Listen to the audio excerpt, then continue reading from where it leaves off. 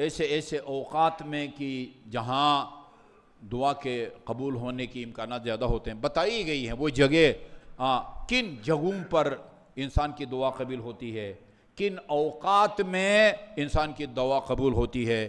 ایسے ایسے موقعوں پر انسان دعا کرے کہ اللہ تعالیٰ واقعاً ہمیں اہل بیت اطہار علیہ السلام کے پیروکاروں میں اللہ تعالیٰ ہمیں شمار ہونے کی توفیق عطا فرمائے۔ فرماتے ہیں اذا کبرتا فاستصغر ما بین السماوات العلی والثری دون کبریائہ۔ دیکھیں آپ کو وہی امام جعفر صادق کہاں دیکھنا چاہتے ہیں ہمیں، معنویت اور روحانیت کی کس منزل پر ہمیں امام دیکھنا چاہتے ہیں۔ فرماتے ہیں جب آپ کہتے ہیں نا اللہ اکبر، وہ چاہے تسبیح حضرت زہرا پڑھتے وقت اللہ اکبر کہیں، جلدی جلدی عرض کروں اکثر لوگ جو ہے نا تسبیح حضرت زہرا غلط پڑھتے ہیں۔ آپ کہیں گے اتنا آسان ہے تسبیح حضرت زہرا؟ جب آپ کہتے ہیں نا اللہ، ایک دفعہ جب اللہ اکبر کہیں گے آپ تو یہ شروع کا حمزہ بھی صحیح اس کی آواز نکلتی ہے، اور اس کے بعد جو ہے نا وہ اکبر کا جو ہے وہ بھی اللہ کے شروع میں جو ہے وہ بھی، اور اکبر کے شروع میں ہے وہ بھی، ایک دفعہ بولیں وہ صحیح جو ہے نا وہ شکل و صورت میں آواز میں نکلتے ہیں۔ لیکن آپ جلدی جلدی بولیں گے، جلدی جلدی کیا سب اس طرح بولتے ہیں اللہ اکبر اللہ اکبر اللہ اکبر اللہ اکبر؟ کوئی اس طرح نہیں بولتا، الف غائب ہو جاتا ہے۔ الحمدللہ جلدی جلدی بھی پڑھوں الحمدللہ الحمدللہ الحمدللہ، یہ پہلی دفعہ تو الف کی آواز نکلتی ہے، ویسا صرف نحو میں اس کو حمزہ کہتے ہیں، یہ شروع میں آئے اس کو الف نہیں کہتے۔ عابد عین کے بعد جو الف ہے اس کو الف کہتے ہیں۔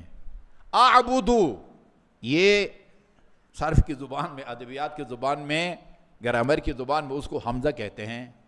الحمد سب سے پہلی دفعہ جب آپ کہتے ہیں الحمدللہ، ادھر تو الف کی آواز نکلتی ہے، اس کے بعد الحمدللہ الحمدللہ الحمدللہ الحمدللہ کدھر ہے؟ نام و نشان نہیں ہے الف کا، حمزہ کا نام و نشان نہیں ہے۔ اتنی جو فضیلتیں بیان کی گئی ہیں تسبیح حضرت زہرا کی، وہ تسبیح، وہ نماز کی جس کے بعد تسبیح حضرت زہرا پڑھی گئی ہو، وہ امام جعفر صادق فرماتے ہیں ان 1000 نمازوں سے افضل ہے جس کے بعد تسبیح حضرت زہرا نہ پڑھی گئی ہو۔ لیکن یہ تب یہ اجر ملے گا کہ یہ حروف نکلیں، اللہ اکبر اللہ اکبر اللہ اکبر اللہ اکبر۔ صحیح بتائیں کیا سب اس طرح تلفظ کرتے ہیں؟ الحمدللہ الحمدللہ الحمدللہ، کوئی پتہ نہیں چلتا، وہ بس وہ یہ حمزہ جو ہے وہ غائب ہو جاتا ہے۔ اللہ اکبر، جب آپ اللہ اکبر کہتے ہیں، فرماتے ہیں امیر المومنین بتاتے ہیں یہ جو تم اللہ اکبر بولتے ہو، یا نعرہ تکبیر کے جواب میں اللہ اکبر کہتے ہیں، یا آذان اقامت میں اللہ اکبر کہتے ہیں، یا رکوع سجود میں آتے اور جاتے وقت اللہ اکبر کہتے ہیں، یہ اللہ اکبر جب آپ بولتے ہیں کہ آپ کا ذہن کو کہاں ہونا چاہیے، آپ کی نیت کیا ہونی چاہیے؟ یہ وہ میں اس شخصیت اور ہستی کی بات آپ کو بتا رہا ہوں کہ جس کی بات کبھی 2 واسطوں سے اور کبھی 1 واسطے سے خدا کی بات ہوتی ہے۔ علی اپنی طرف سے کوئی بات نہیں کرتا، یا وہ کرتا جو رسول خدا سے سنا ہوا ہو، یا پھر جبرائیل امین رسول خدا کے اوپر وحی لے کے آتے ہیں، امیر مومنین پاس ہوتے ہیں، اور جس طرح رسول سن رہے ہوتے ہیں وحی کی آواز کو، اسی طرح پاس بیٹھے علی بھی وحی کی آواز کو سن رہے ہوتے ہیں۔ یہ اس علی کی بات سنا رہا ہوں آپ کو۔ انک قرآن، یہ نہج بلاغہ میں ہے، رسول خدا نے فرمایا امیر مومنین انک تسمع ما اسمع، اس اصحاب کے درجنوں اصحاب کی موجودگی میں وحی نازل ہوتی تھی، اور وحی نازل ہونے لے کے آنے والے کی آواز کو یا رسول سن سکتے تھے یا علی سن سکتے تھے۔ انک تسمع ما اسمع، جو آوازیں میں سنتا ہوں اے علی تو بھی سنتا ہے، وَتَرَى مَا أَرَى، جو میں دیکھتا ہوں اس کو تو بھی دیکھتا ہے، جو مجھے نظر آتا ہے اسے تجھے بھی نظر آتا ہے. ہاں فرق یہ ہے الا انک لست بنبی، فرق یہ ہے کہ میں نبی ہوں اور تو نبی نہیں ہے. جی یہ وہ علی، اس علی کی بات ہو رہی ہے. اذا کبرتا، جب آپ اللہ اکبر کہتے ہیں آپ کو مجھے نہیں اندازہ کہ یہ میں نے کیا کہہ دیا ہے.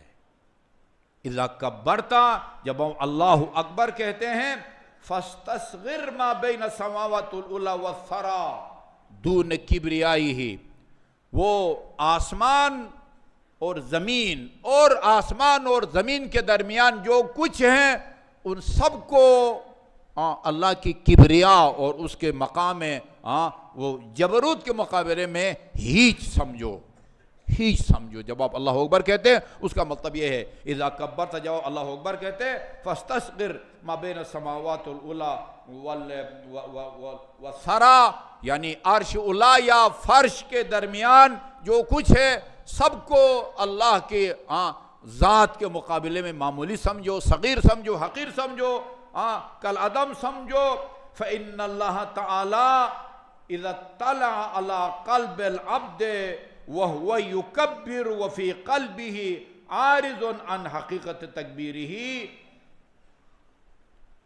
اور جب کوئی بندہ اللہ اکبر بولتا ہے یا نعرہ تکبیر کے جواب میں یا نماز کی نیت کرتے وقت تکبیرۃ الاحرام کی صورت میں، رکوع میں جانے سے پہلے، سجدے میں جانے سے پہلے، جب بھی بندہ اللہ اکبر بولے اور اس کے دل میں معمولی اللہ تعالیٰ کی کبریا کے مقابلے میں کوئی معمولی سوچ ہو، جی ہاں، وفی قلبہ عارض عن حقیقت تکبیرہ، اللہ تعالیٰ کی تکبیر کے مقابلے میں اس کے دل و دماغ میں معمولی بھی اگر سوچ ہو، اللہ تعالیٰ مخاطب ہو کے کہتا ہے اس اللہ اکبر کہنے والے کو یا کاذب، اے جھوٹے آدمی.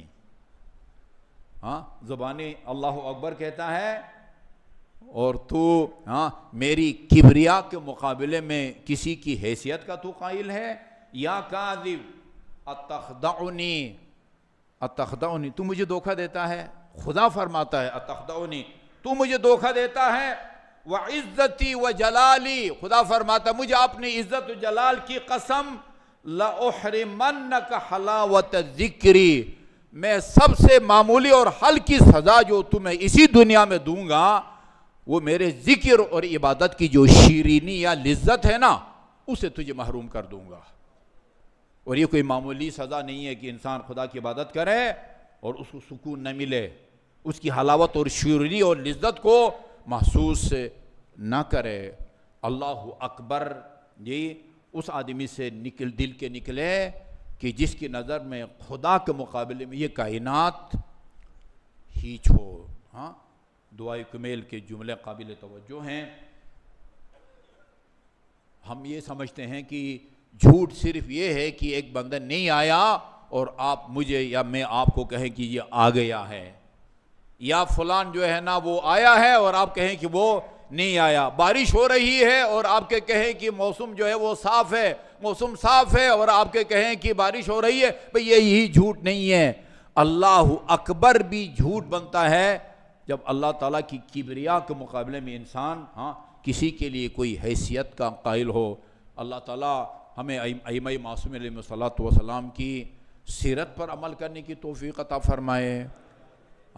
اپنی فکری جو ہے نا وہ جو بلندیاں ہیں اس کو ائمہ معصومین علیہ الصلوۃ والسلام کی فکری بلندیوں کے مطابق رکھنے کی اللہ تعالیٰ ہمیں کوشش کی توفیق عطا فرمائے.